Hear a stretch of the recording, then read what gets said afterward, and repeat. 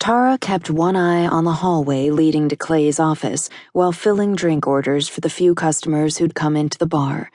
She was dying to know what was going on behind that closed door, how Clay, Mason, and Levi were reacting to the news of a brother they hadn't known existed, and she was curious to find out how things were going for Jackson, too. When it came to the Kincaid brothers, 3 against 1 weren't great odds, especially when they perceived something or someone as a threat, and they'd been through enough in their lifetime to justify their wariness, even toward a man who looked identical to Clay and left no doubt in anyone's mind that they were twins. Grabbing a bottle of rum, she poured 2 shots into a tall glass and filled the rest with cola, then added a lime before setting it on the serving pad for Amanda to pick up and deliver to a table. Tara had only met Jackson less than an hour ago and had talked to him for a mere 30 minutes, but she sensed he had good intentions as far as the brothers were concerned. It remained to be seen if those 3 men would give him any kind of chance or decide that he was someone they could trust. For Jackson's sake, she hoped the Kincaid brothers came around. She'd sensed that he wanted more than just to let them know about their long-lost brother. It was as if Jackson needed them in his life. 15 short minutes after disappearing into the back room, Jackson returned by himself. Her gaze met his as he headed straight toward where she was standing behind the bar, but she couldn't get a read on his emotions. He looked like a man who knew all about control, including keeping any adverse reaction to himself.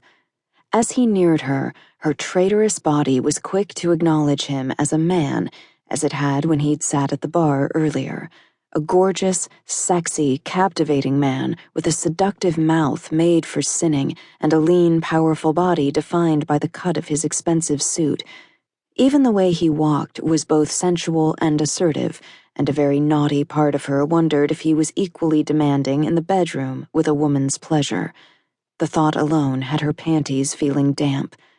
She shifted on her feet as awareness fluttered in her belly, and her heart even raced a bit faster too. It seemed like it had been forever since she'd felt this level of temptation, this irrepressible attraction, and that was saying something considering all the men who came into the bar and hit on her on a nightly basis.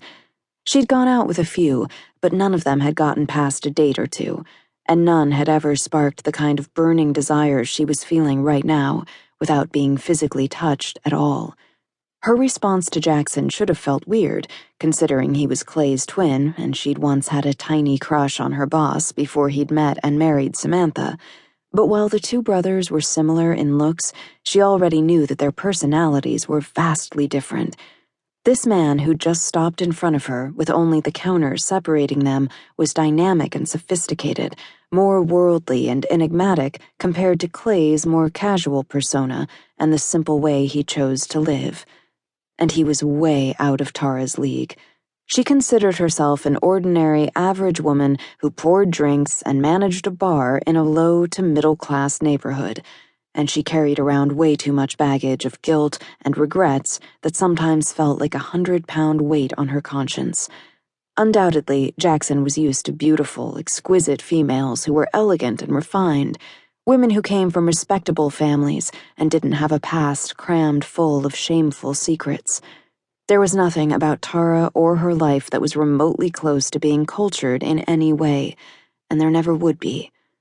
He cocked his head to the side, his blue eyes flicking across her face before meeting her gaze again.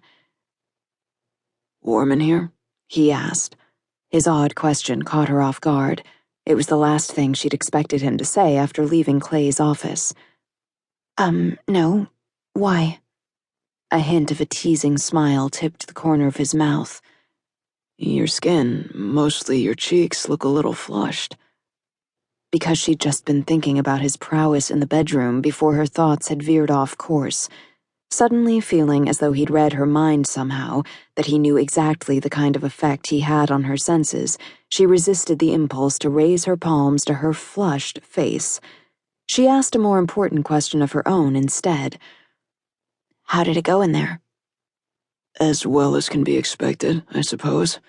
He shrugged nonchalantly, though she didn't miss the quick flash of disappointment that passed through his eyes before he replaced it with a wry grin.